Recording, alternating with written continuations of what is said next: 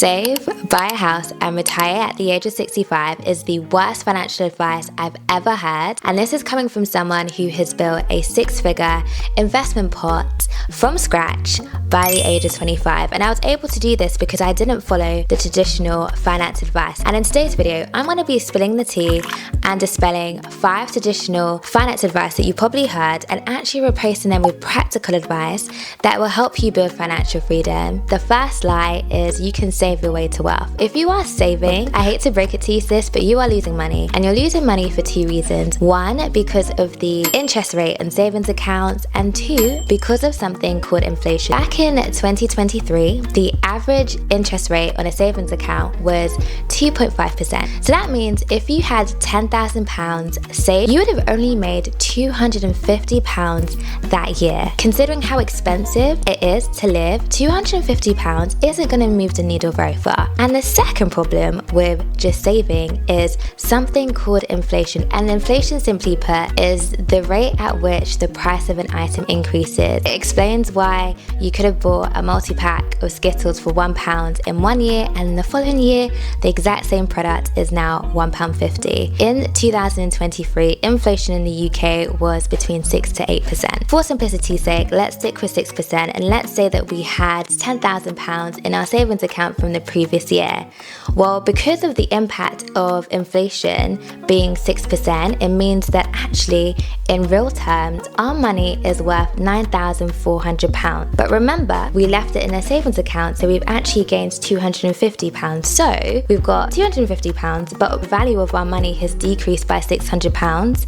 So we have lost £350, and that is the negative of just leaving your money inside of savings account. And so to caveat this, you want to have some money for an emergency fund, and then once you've got your emergency fund secured, you want to invest your money. You want to put your money in a vehicle that will return more than the impact of inflation. And a really good example of this is the stock market. The stock market on average returns between 8 to 10%. The second piece of wrong advice is to buy a house as soon as possible. Now, I know that this topic is very controversial, but I think it's better to rent where you live and to buy where you invest. The house that you live in is not an asset, it is a liability. The definition of an asset is something that makes you money, and the definition of a liability is something that takes money away from you. When you live in your own house and that's your base, you are spending money on your mortgage, you're spending money on maintenance, you're spending money on bills, and unless you have a lodger or you're renting out parts of your house isn't necessarily bringing you any money. Whereas if you buy a house for the purpose of investing, you are renting that property out to tenants, or you're using it for Airbnb or one of the other strategies that are out there. But the key thing is that house is making you money every single month. To buy a house, especially if you're buying a house in London, you will need a deposit of at least £50,000. And then you will need to take into consideration the other 10,000 things that come along with buying a house. And that is a huge chunk of money that you're tying into something that isn't going to give you the money back. You might be better off renting, which could be significantly cheaper, and then you could use the difference to invest in asset vehicles such as the stock market or property or in a business, or you could start angel investing or starting your own business. Then later down the line, using those asset generating vehicles to cover the cost of where you live. When you own a house, you can't just pack up your bags and leave. You either need to sell the property or find someone who would occupy the property whilst you're away.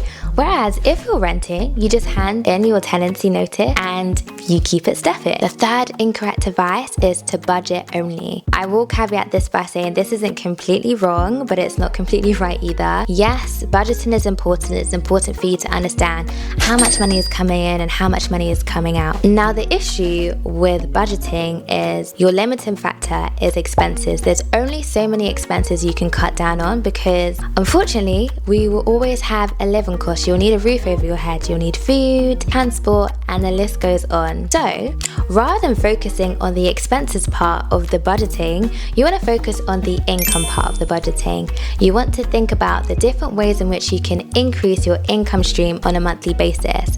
And there are so many things you can do. We are multifaceted people. We have different dreams, we have different passions, we have different interests. You can freelance, work as a contractor, monetize your skills, upskill yourself using courses and resources online. And I always say to people that increase your income is so much more better than trying to strip away your expenses. And the truth of the matter is, obsessing over little things won't make you rich. If you were to cut down on how much you spent on Starbucks, let's say you spent £200 a month in Starbucks and you were able to strip that down, so you'd be saving £200 a month, which is £2,400 a year.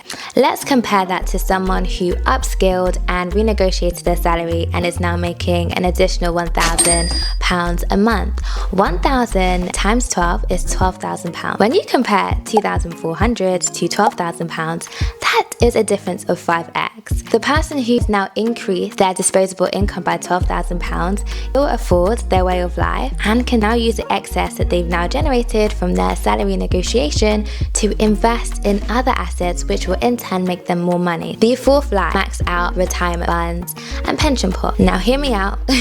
I'm not saying that there's anything wrong with pension pots. It's important that you do think about your old age and you do plan for it. However, there is a significant opportunity cost when you lock your money away inside these funds. A lot of these funds will have penalties associated with withdrawing money before the age of 65. When you think about your 20s and 30s, you tend not to have as much responsibilities compared to the latter part of life.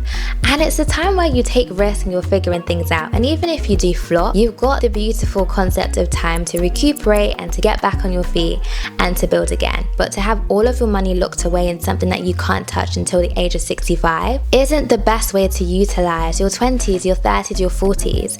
You are missing out on so many investing opportunities. There might be a business idea that could be the new X or could be the new Instagram that you could have invested in or been a part of, but you had no funds and so you weren't able to leverage that opportunity. Rather than locking all of your money away into the future, it's important to distribute it evenly. So yes, be mindful and think about the future, but also put your money into vehicles in your 20s and in your 30s so that you can achieve financial freedom in your 30s and 40s. Do not take risks. That is honestly the worst thing I have ever heard, because the world rewards people who take risks. If we think about the plane that we casually go on now, that was a risk when it didn't exist. Someone thought, oh my goodness, creating a plane is a risky thing. And now think about all of the different airlines that we have and how much money they make. The world rewards people who take risks and unfortunately doesn't reward people who played it safe. In your 20s and 30s, you want to take risks. You want to bet on that business. You want to bet on that idea. You want to bet on that stock if you've done research. Like I said earlier, even if it flops, you've got time to rebuild and get back on your feet. A lot of business founders will tell you that if you're going to do something, fail fast so you can learn from it, take those learnings, execute them elsewhere, and build something amazing. So yes, in short, those are the 5 finance-related lies that I've heard that I did not adopt myself because I didn't want to wait till the age of 65 to be somewhat financially comfortable. So which of these rules are you willing to break? Let me know in the comments and I will see you in my next video. Bye!